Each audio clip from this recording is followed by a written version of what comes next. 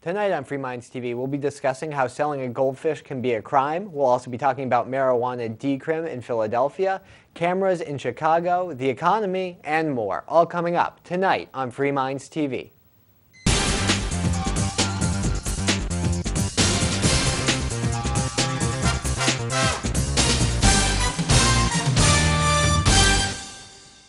And welcome to a brand new edition of Free Minds TV, where we challenge you, the viewer, to think outside the box. It is episode 153 here, and it is Toby here with you. And Nick. And you know, Nick, it's just 2 more episodes until we have a lovely set behind us, right?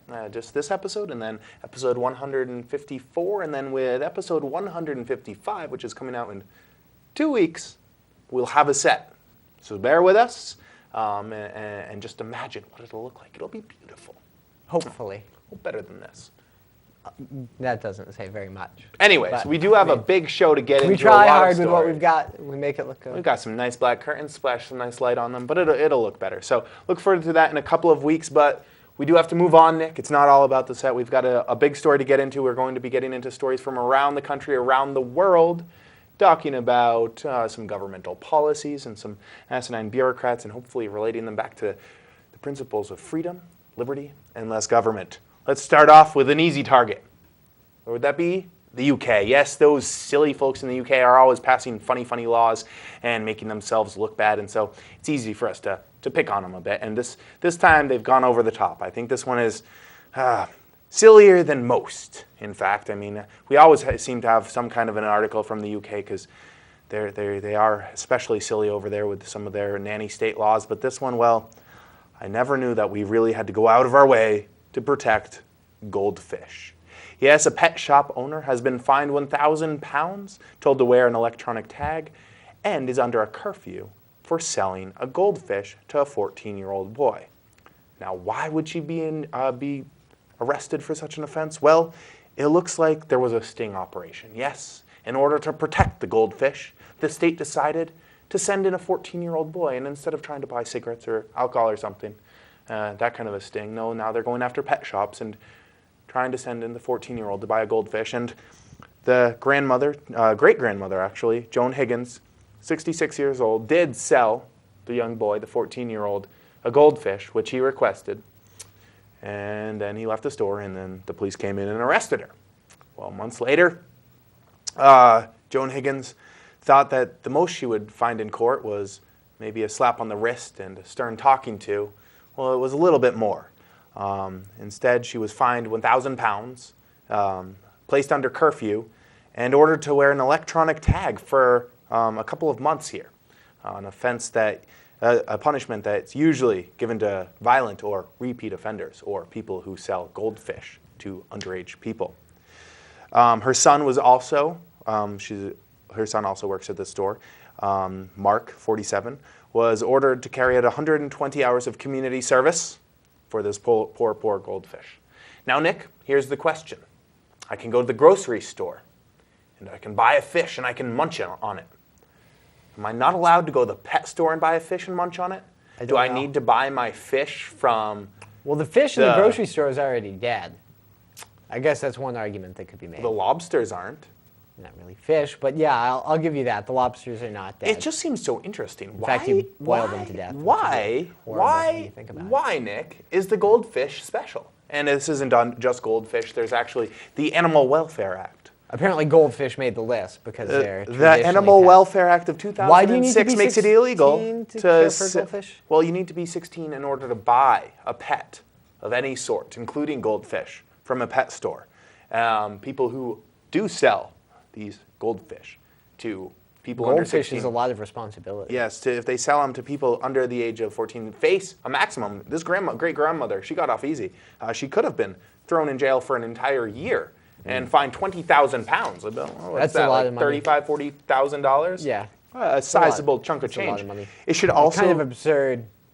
Yeah, I mean... Just a little? It's completely absurd. Why should I not be able to gobble up goldfish? And And you know what? Not only that, but... Well, people do. I mean, there are goldfish eating competitions. And most of those people are, say, like in college or something. A little bit older. It happens when they're drinking a lot, and probably not the 14-year-old. The 14-year-old actually might take care of his goldfish. But who cares if they don't? It's a goldfish. Exactly. His memory's only 6 seconds long.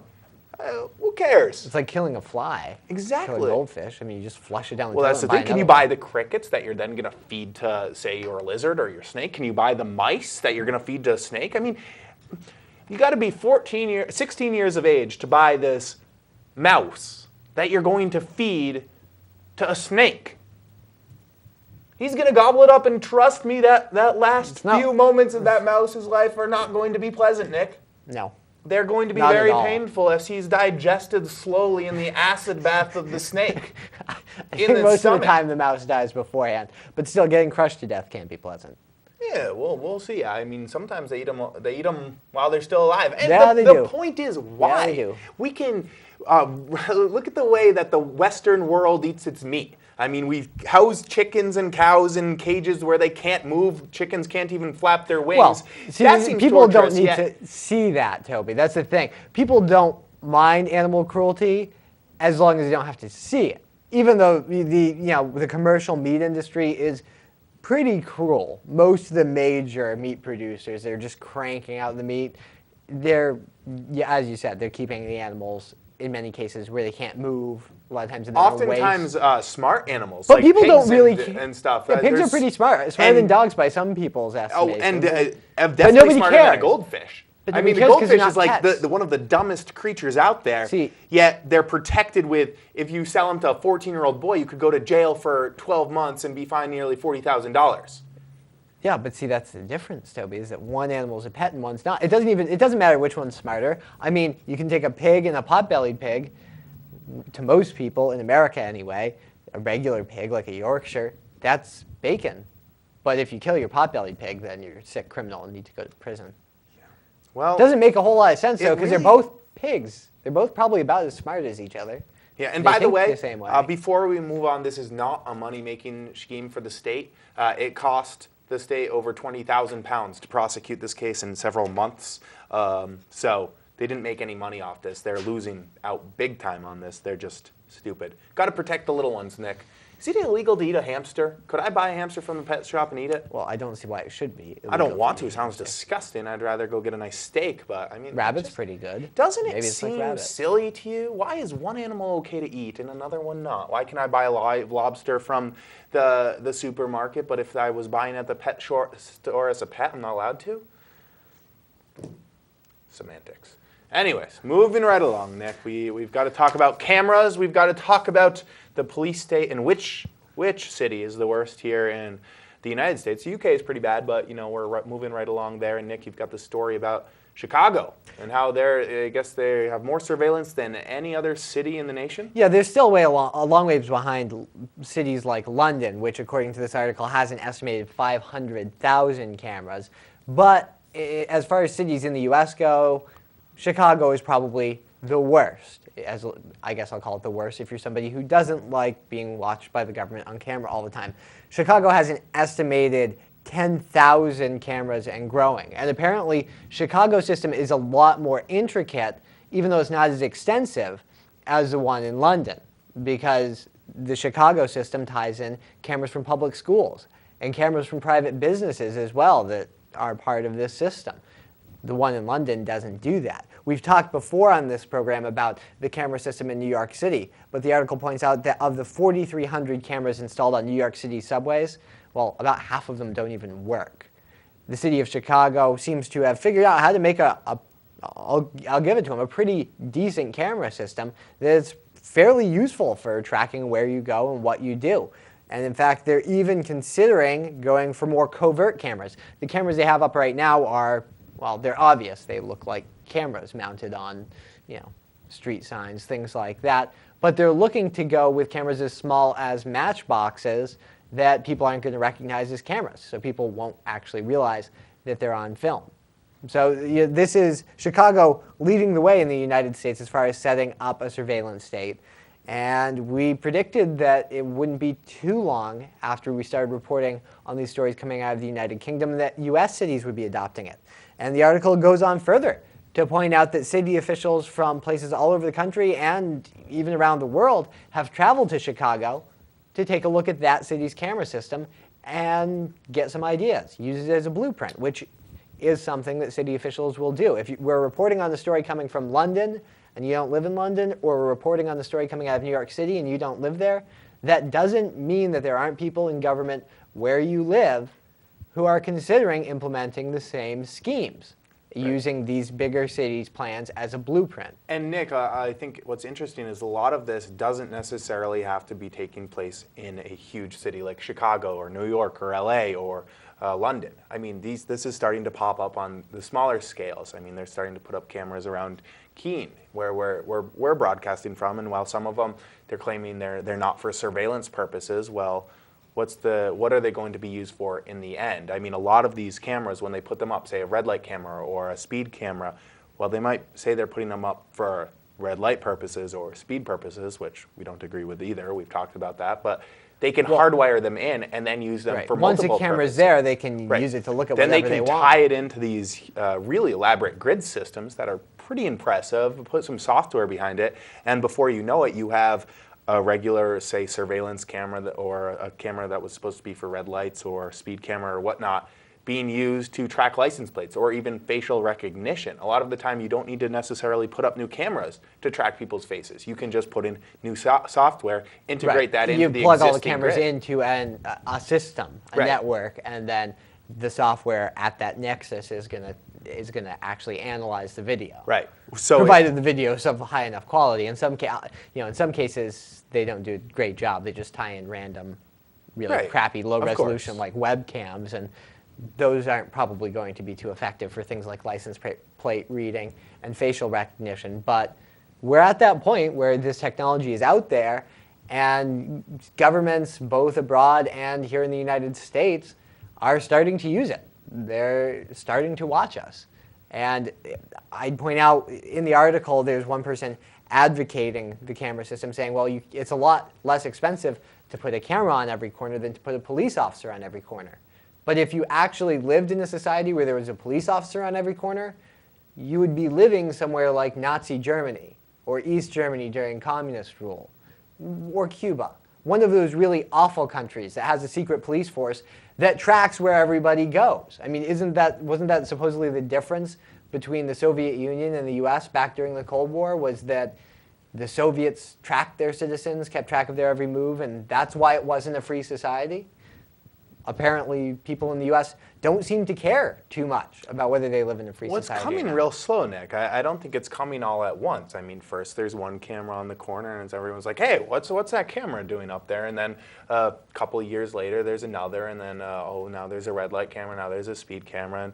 And they slowly pop up, and then eventually, a few years down the line, 10 years down the line, you have a grid like Chicago has. I mean, this wasn't suddenly overnight, boom, it's there. We started reporting on this years ago when Chicago was first starting to build this system and said that this is what it's going to be turning into. So, I mean, I think that's what's happening. It's a little bit of the frog in hot water where you're slowly building up. And so people eventually, they get used to the one camera and then another camera and then another camera. And, now we just live in a camera. Yeah, but I mean, the end result is the same. Whether the city you're living in decides to put up 20,000 cameras overnight or whether they do it over the period of 20 years. Ultimately, the end result is the same. The city's got 20,000 cameras up, and they're watching your every move. Now, I'm not saying like I'm paranoid, and I think they're watching me personally, but you're being surveilled all the time. That's not how it's supposed to be in a free society. Well, if you don't have anything to hide, Nick, what's your problem, man? I mean, you're obeying the law, you're breaking laws, you're a lawbreaker here? Why do you care if I imagine most people out there watching probably break at least one law a day, if you're including violations, at least. Well, I mean, there's just so many laws on the books, many of which are unnecessary. You've probably committed at least a traffic violation today. Yeah. Actually, there's a very good chance you've committed a felony without even realizing it. It's just not a free country if someone's always watching you. It's that uneasy feeling. But if you have a different opinion, we'd love to hear it. Do you feel more comfortable with a camera on you at all times, someone watching your every move? Let us know. fmtv@freemindsmedia.com is the email address, or freemindsmedia.org is the web address, where you can also find contact information from there. All right, Nick, when we come back, we're going to be talking about marijuana reform laws, as well as some economic issues and what the federal government is doing to really liven up the economy, or eventually send it into some kind of a horrible demise. Well, anyways, we'll be getting into that. Stay tuned. This is Free Minds TV. Am I on? Am I on? You're on. Do I talk now? Do I talk now? I'm Gardner Goldsmith. She's here. And I think she's up by where they're doing the show. you're watching Free Minds TV. Open your mind, baby. Tell others to do the same.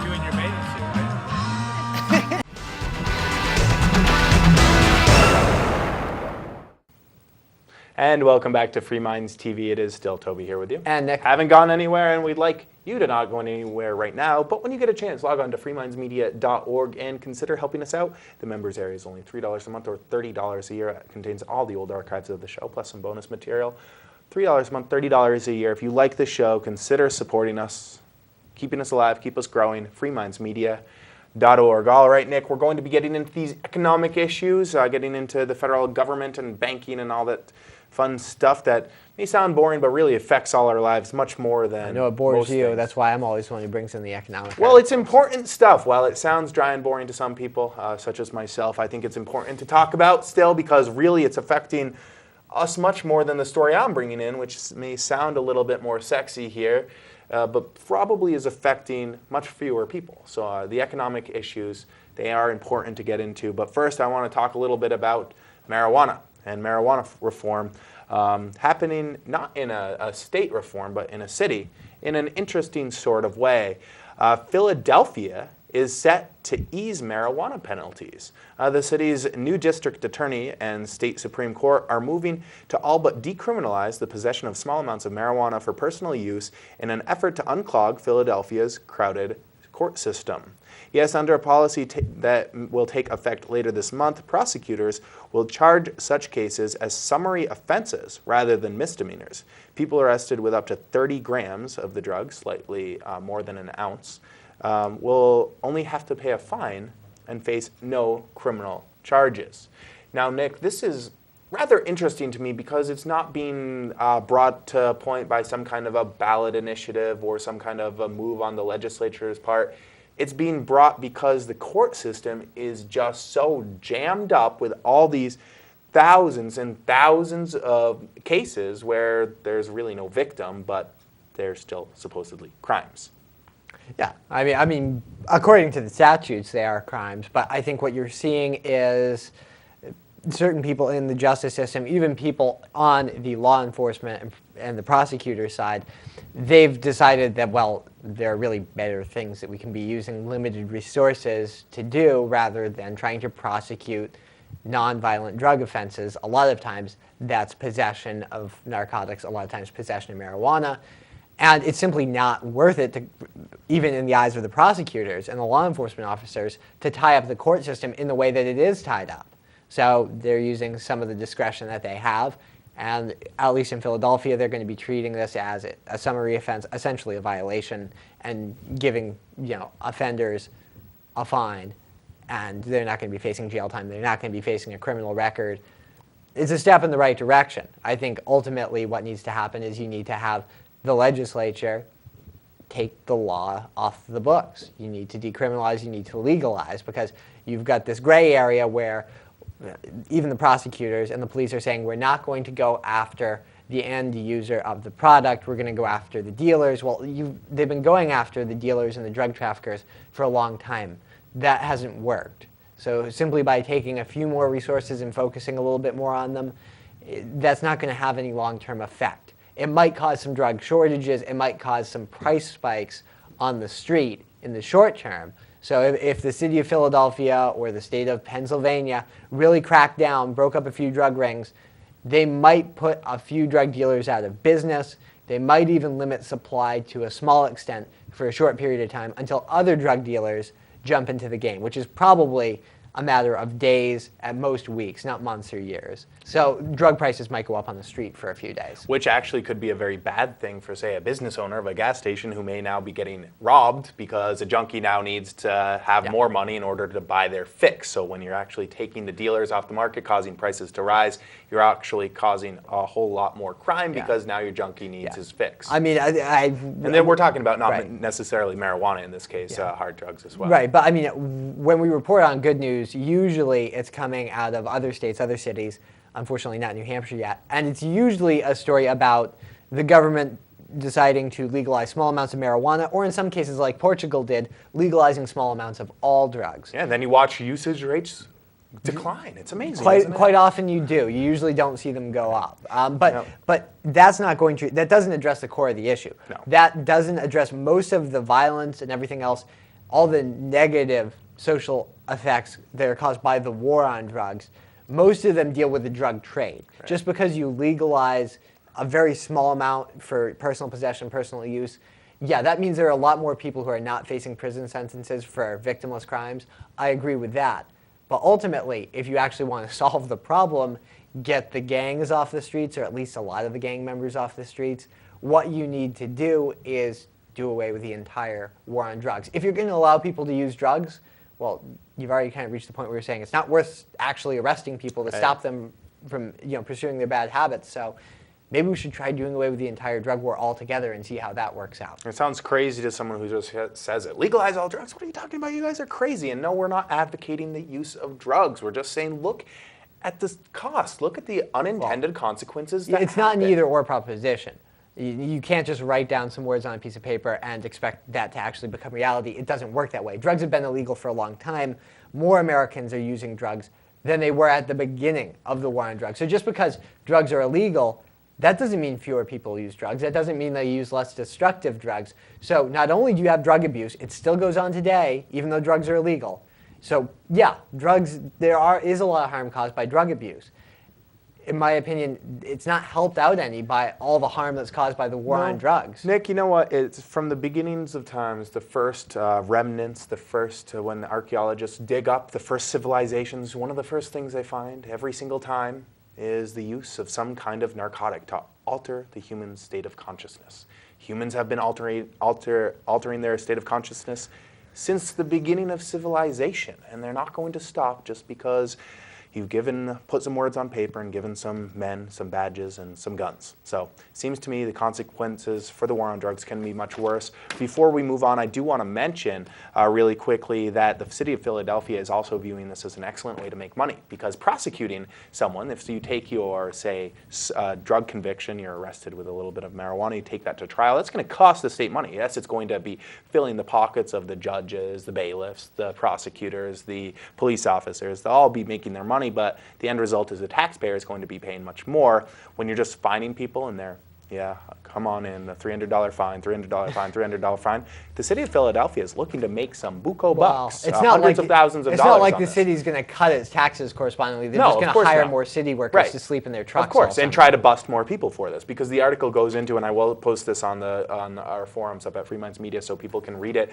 goes into extensively some of the numbers here of this is actually not only a way to ease up the court system, but also a way to make a lot of money. And that's the plan. No, it may work out for the city of Philadelphia. I don't think it's going to help out the people of Philadelphia that much. If the city takes in more money, they'll just spend more money. Yep.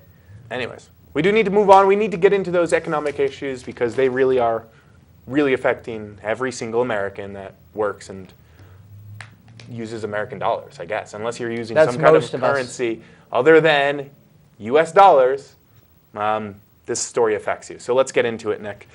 Talking about what the federal government's doing to really screw us over. It's not so much about the federal government exactly. They're involved. It's about what the implications are here for the federal government. Now, the Federal Reserve, which is not part of the federal government, it's a government-granted monopoly. It's a semi-private monopoly central bank, and they create U.S. dollars today, Federal Reserve notes.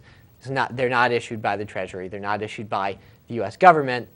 They're issued by the Federal Reserve. So the Federal Reserve really regulates money, even though constitutionally Congress is supposed to do that. Well, they've kept interest rates near zero for a very long time, at least for banks and other financial institutions that borrow money directly from the Federal Reserve system. So banks are able to borrow money almost for free. It's almost as if I would loan you $100 and only expect you to pay back the principal. I'll loan out $100 to you. You can invest it, earn a return on that money, even if you just put it in a savings account, and you can give it back to me essentially for free with a tiny bit of interest. So what banks are doing is they are taking this money from the Federal Reserve System, and where are they investing it? Well, a lot of that money that very, very artificially cheap money that banks are getting from the Federal Reserve System, they're using to buy U.S. government debt, U.S. bonds, which is helping to finance the massive deficit that the U.S. government has racked up so far and continues to expand. That's the way that most governments do it. But in the U.S., when you're buying bonds, you're actually essentially giving the U.S. government money. So that they're essentially borrowing against you if you personally buy U.S. bonds or if you're a bank when you do it. So the U.S. government is depending on being able to finance the debt relatively cheaply because it's a massive national debt.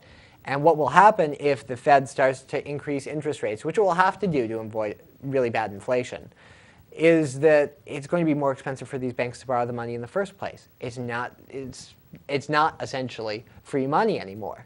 And you're probably not going to see as much of this money that the banks are borrowing from the Federal Reserve and dumping into U.S. government debt. You're not going to see as much of that money flowing into U.S. bonds, which means that the U.S. government's going to have to offer a better rate of return on those bonds in order to get banks to buy them. They're just not going to be as interested because it's more expensive to borrow the money in the first place before they buy the bonds. So the yield on the bonds will have to go up, which is essentially the interest on the national debt. The interest payments will go up.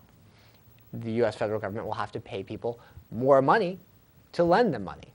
Now which is worse for us because it economic compounds. It's always hard for me to wrap my head around, but it sounds to me, I have this picture while you're talking about this of a dog chasing his tail. Eventually it's going to get tired and fall down. Pretty much. I mean, the banks are borrowing this free money that's being financed by, and then they're investing it in bonds. Basically, as the interest rates go up, it's going to be more expensive and more difficult for the U.S. federal government to borrow money. And it's going to be more expensive for them to pay, when they do go into debt, to pay back interest on that debt. They're going to be paying higher interest So back it sounds like to their taxes will have to creditors. go way up, services will have to go way down. Well, that's how you would have to actually address the national debt. Either that or the national debt will just increase much more quickly. The U.S. federal government will keep borrowing as much money and paying more in interest, and the debt will just explode even faster. Are we on that exponential curve yet? It looks like we're I don't know if heading it's there. quite exponential, but this is an accelerating curve. I mean, the debt gets worse and worse. I was reading Compound today. interest getting on top of itself, on top of itself. I mean, just the national debt, which doesn't include things like unfunded liabilities, like the upcoming shortfall for Social Security. Every single American, that includes babies and everybody else in between who might not have jobs, every single American owes $40,000 or so. And it climbs very quickly. Just on the national debt that exists today, not what's going to exist 5 years from now. No fun at all. Well, anyways, that's going to do it for us. If you have different thoughts, opinions, like to let us know what you think, freemindsmedia.org is the web address where you can contact us. There's a little contact button there, ways to help the show, and everything else right up at our website. Well, until next week, it has been Toby here with you. And Nick. Have a good one.